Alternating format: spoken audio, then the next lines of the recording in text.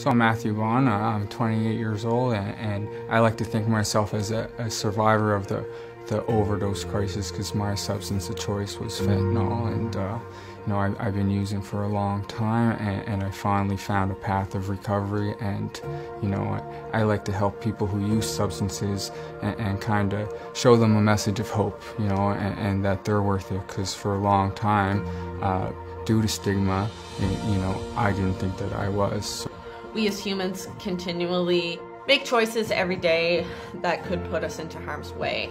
Driving home, having sex, consuming coffee, trying a cigarette. That's just a human thing that we do. And it doesn't necessarily mean that we're all consciously thinking that something negative is going to come out of that, or harm is going to come out of that. We want to believe that it's not going to happen to us. Addiction does not discriminate.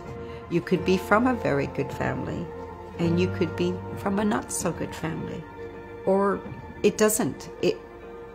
Nobody knows who's going to be affected, but just know it could happen to you. Service providers have, you know, the power to change people's lives, but if you have a negative impact on one, then you don't ever want to go back, and maybe you're sick and you won't even go to a walk-in clinic because of that one service provider that, you know, called you a junkie or said, you know, I'm not treating you because, you know, you're still using. You need to treat people like human beings, no matter what their past is, you know, no matter if they just got out of jail, no matter if, you know, they're using substances right now, they still need to be treated with respect and dignity, and just like you would treat, you know, a family member or a colleague. You can be the one that will help them in their journey and on their pathway to recovery.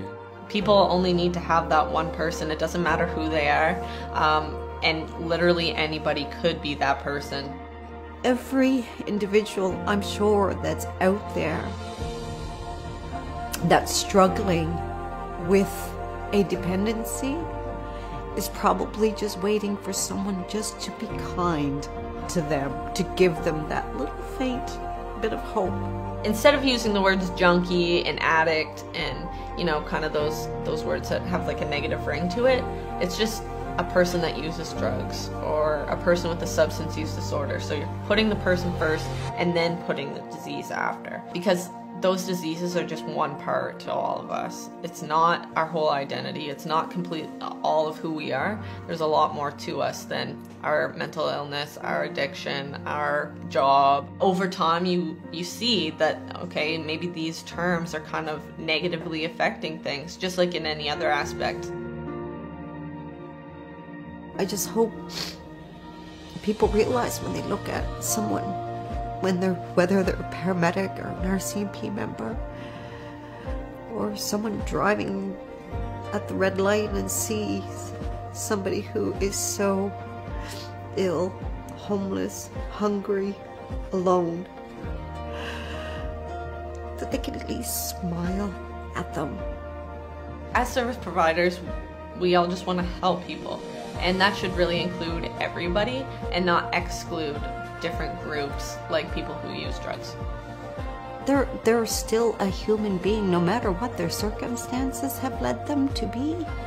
They're still a human being, and they deserve just as much rights and services and kindness and consideration and support as the next person.